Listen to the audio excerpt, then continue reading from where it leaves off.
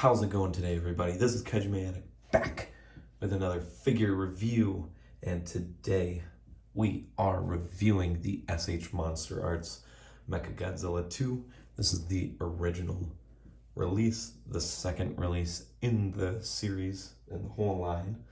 So yeah, this has been requested quite a few times, so I'm reviewing it because what you guys want is what I'm going to try to give. So if you happen to enjoy this video, please like, comment, and subscribe. And stick around for more reviews and fun content coming next year. Alright, let's bring them in close. So this MechaGodzilla here, super detailed. Those eyes, look at him. They're a little orangey, so they're not completely correct with the suit. They still look good. The maser, pretty much where he shoots his quote-unquote atomic breath. The maser cannon's in his mouth. Look at that. And the vents under his pecs. The eye holes for the suit actors. His, what are they called? Just the hooks. Electric grappling hook he shoots to hook onto Godzilla and shock him. All that. Finger details, the phalanges, they look good. More vents. Back here we've got the back. Looks good. Pretty simple. Down here on the legs. The lower half, pretty much. Pretty basic. This figure is quite heavy. His feet are all die cast, so hear that? All die cast. So it makes the hips over time super loose. You can see mine are pretty loose. They're tight and loose all at the same time. It's a very weird sensation. All right, so let's look at his accessories. So this figure came with quite a bit for the second release. It came with a beam effect, which, if I'm not mistaken, was a first press release only. And I don't think it ever got a second release, so it didn't really matter. This is mainly for the mouth cannons, the mouth masers. Comes with this nice little rocky base. Very nice. You just kind of set it right there and boom, he's a fire and a laser. Gotta be careful. Also hooked on one of the teeth right there. Definitely don't want to do that. Super detailed, colorful. There you can see all the colors. I can even see all the colors there. That looks nice.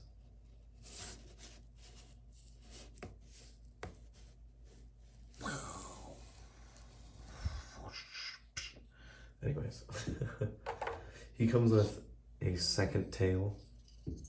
One is straighter than the other for his flying form. This is the straighter one. That's it. Here, I'll try to show it.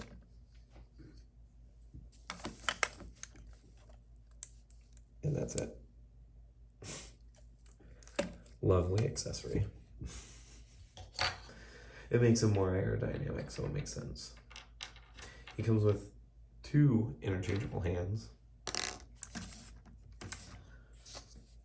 2 flat-fisted, or flat palm hands, so he can chop, kaiju chop. Or, you know, he can shoot his knuckle beams, or knuckle missiles. I think he has them in his knuckles. It's been a while since I've seen 93. So these are just on pegs. Easy to flip out. They're also for his flying form. I put quote-unquote some form.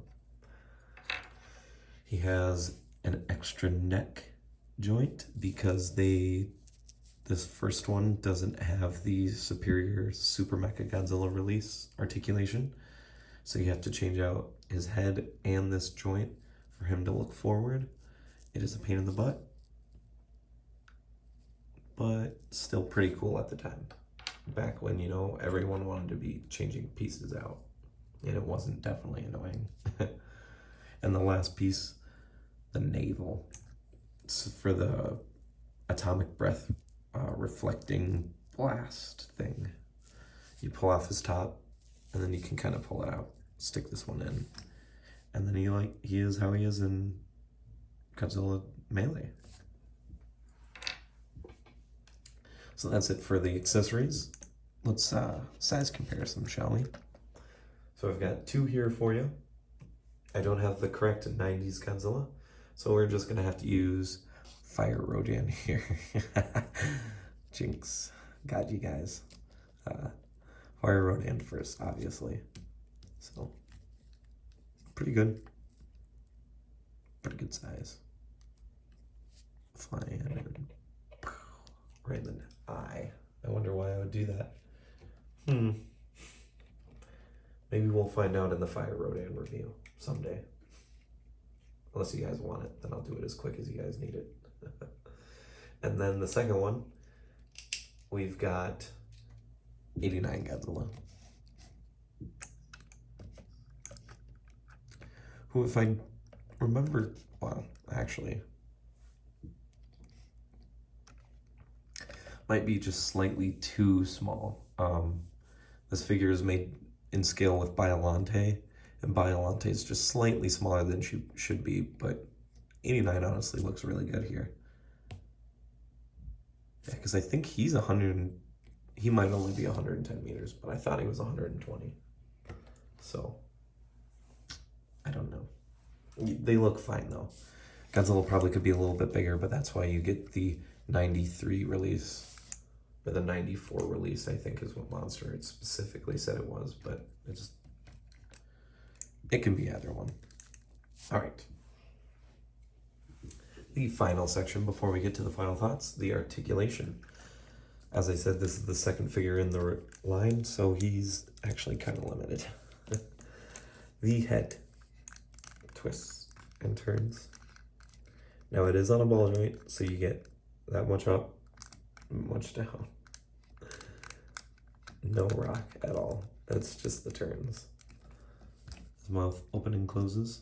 All the teeth fit in together. So that looks good. The shoulder, oh god, the shoulders. I hate the shoulders on this figure, I'm not even gonna lie. That's as far up as they go.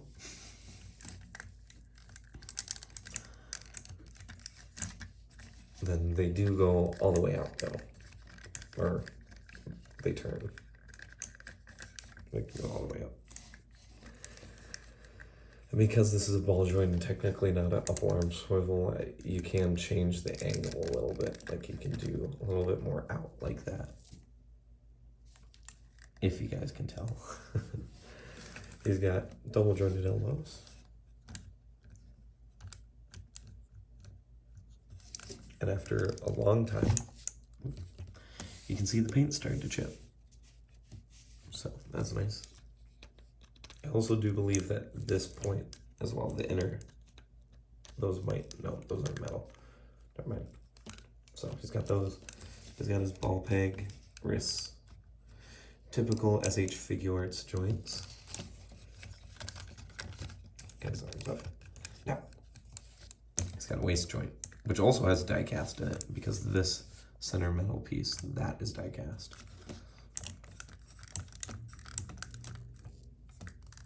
He can kind of go up and then he sinks. Up and then sinks. It's got a little bit of side to side.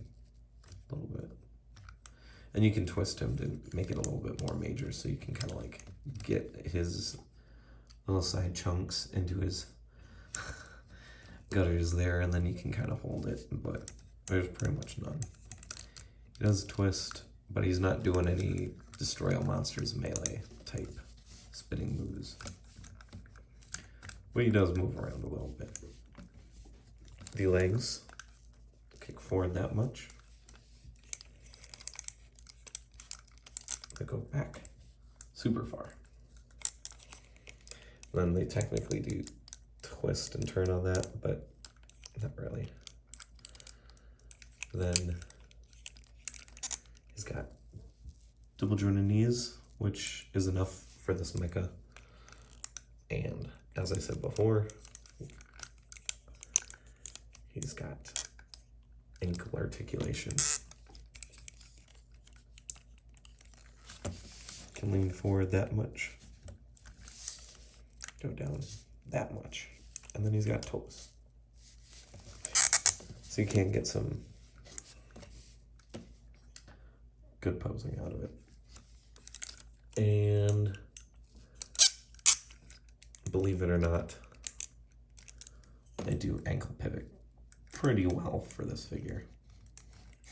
So that's about it for the articulation. He's got none in the tail, because as you saw, it literally just, you pull it out, put it back on, which I almost never bother to, because it really doesn't matter, if I'm just going to be frank. So that's about it for this figure. Second release in the line. Good, bad? Well, he's good. The Super MechaGodzilla re-release is much better. This version you actually had to buy Garuda separately.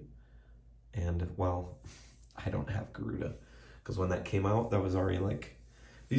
when these first started coming out, these were way too expensive for me anyways. I was in middle school. You know, I was making $120 a month at my job that I was at. So, no bueno. So the Garuda set was like $130, $150 right away. So I do plan on getting it eventually. It has army pieces in it, so I love my tanks and stuff for the Godzilla figures. So this figure is gonna get, ooh, golly, I think a 7 out of 10.